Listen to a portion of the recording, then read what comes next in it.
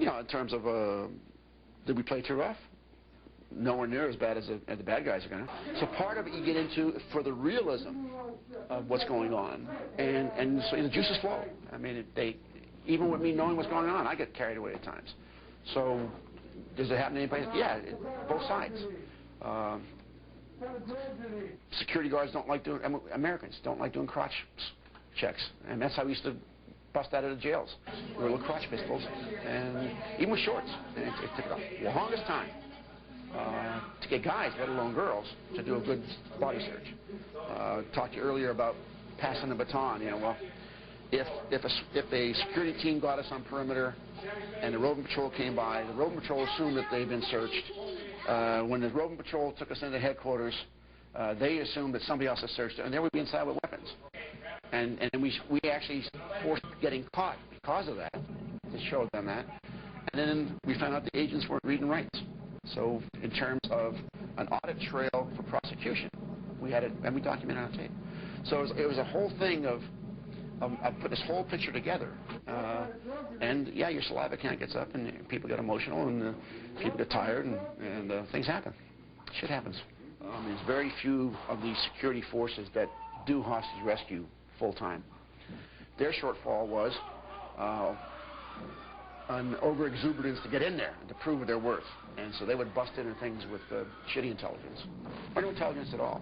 And they were shooting and looting. I mean, for example, we did end up in a hostage rescue, and everybody died because you could watch when they did the rehearsal, finally, before they came through the doors, in a hangar.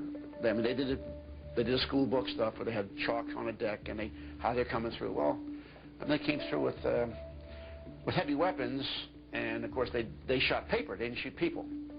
They didn't shoot small moving 3x5 cards. They didn't run through rooms shooting and looting and falling over furniture.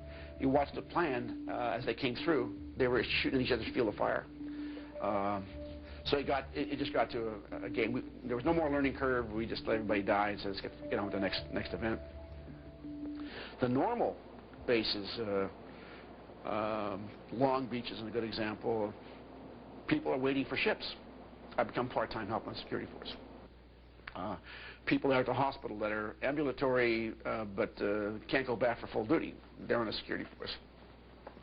You may have a nucleus of 5 or 6 people, the A-team, and the rest of them are part-time help. And so they don't train together. So you have those breaks of lines of communications and responsibility. Probably one of the best one to illustrate would be State Pier in Groton, Connecticut. The new class of submarines can't go underneath the bridge to get up to the base. So when they're finished construction at Electric Boat, they go right across the river next to the lab and park at what they call State Pier.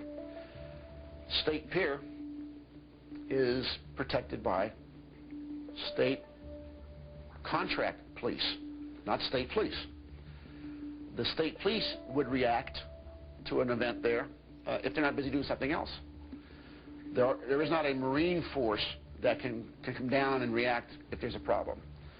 What we were able to do is, instead of getting in the water and come to the tender where the actual nuclear weapons are stored before they go on a boat, we decided we didn't have to go in the water because alongside the State Pier is a railroad. And it's a railroad yard, and that's somebody else's security problem. So the railroad dicks take care of that. So in wetsuits, we walk down the dry railroad tracks, hopped the fence in the dark alongside the pier, and then mugged the pier guard and put on his Dixie cup and jacket and went up the brow and went on board the tender. And it's those different lines of responsibility that are so easy to break. It's a lot easier being a bad guy. Like I said, every place only has one team. There's no backup. If they're too good, you have a cold beer, take a nap. You know, they're on edge the whole time, and they know you're coming. You can outlast them. 1. 2, dumb things. The shift change. Walk in the exit. I mean, walk in the exit. Wear a hard hat and carry a hose. Every installation has construction going on. We used to drive up to the Marine and ask him, how do you get to pick a site? And he'd come out of his booth and bend down and talk to you, and people would walk in the exit side. Broad daylight. I I mean, you didn't have to hop the fence, you know, just walk in, fa la la, fa la la. And if you had a heart, or come off the base and drop stuff out there and carry a sign. We had guys walking through carrying signs on their shoulder. Got to be construction. You know? So if you're walking around like you know what you're doing, I went into Charleston, hopped the fence, was in the shipyard, and I had people look at me, and they, you know, look where's my badge? And you can see across their forehead it says, "I ain't got no badge." And they look at you and say, "I lifts pipes. That's all I does. I lifts pipes." And I'd go out the gate, close the business, and a guard would stop me and say, "Where's your badge?" Oh, it's on my jacket. Jacket's on a truck. Nothing in my hands. I'm not stealing anything. So you better have it in the morning. Oh, yeah, I'll get it in the morning. Don't worry about it. I'm gone. Broad daylight, you know, I got blessed going out. No one cares. It's sheer stupidity. I mean, it's that people don't want to play the game, because as security goes up, the creature features go down. I mean, you start curfews. You can't use the Base Theater. You know, you can't use all the Mickey D's, Baskin Robbins ice cream. And in today's Navy, we have the ombudsman, the chronic crier, female dependent that represents the needs of the dependents, and whines and snivels and cries about what's got to be right. Well, when we come to town and do that, you know, there was babies couldn't sleep at night because sirens are going and explosives are going off, and they couldn't go to, you know, they were curtailed going to the creature features, and it wasn't fair. A logical thought process is Red Cell at its max was a $2 million budget per year, and that was for our transportation, our toys, our expendables that we used to, you know, to do the bombs and all those things, and our per diem to live around the world, because we were on travel a lot, and that included, well, it didn't include. Then you had another probably another $1.5 million for the contractors to get the product out. So under $4 million of Navy money to identify and illustrate vulnerability and corrective measures. That's one conversation. I think the natural thought process is as the bear goes away, the Soviet bear leaves, then you run into the fact that why should we spend $4 million on something that doesn't help us, just embarrasses us? Oh, cheap. It was dirt cheap. $2 million for 20, 22 guys to fly around the world and terrorize bases and help them train and enhance their security. $2 million is a drop in a bucket to the Pentagon. I mean, it's nothing. Nothing.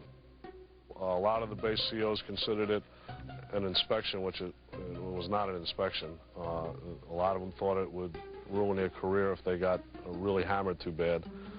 So then politics got in at that level, and when that politics gets involved in it, then push comes to shove, political takes precedence over mission. I mean, I don't care whether it's the terrorist exercise or real world, that's usually the case. You know, I mean, none of them will ever admit that, but they're no different than Congress. You know, politics, political or mission. And push comes to shove, they're more concerned about their own personal career. That's based on my own personal observation from being on the inside. Oh, we had a ball. We had a blast. It was a lot of fun. It was great. And we used to drive them crazy. And we used to make it fun. I mean, we'd make a hit on something, and sometimes we'd just look, you know, it'd be 2 or 3 guys, and we'd go, "You want to wait for security and mess with them?" Sometimes, yeah, we'd park the car somewhere and wait for security to show up, you know, and see if they could find us. If they did, then we'd take them down. But we had a lot of fun. I mean, it was enjoyable. It was a great job. The psychological effect of it is the initial shock. At 3 o'clock in the morning in the barracks, you get woken up by a guy in a black hood screaming in your face, dragging you out of bed. You have no idea what's going on initially. I mean, that sets the clock running. Now you have them, you know. And on top of that, people knew that this was a SEAL organization, so automatically the reputation comes into play. The SEALs don't piss them off, they'll kill you, you know. So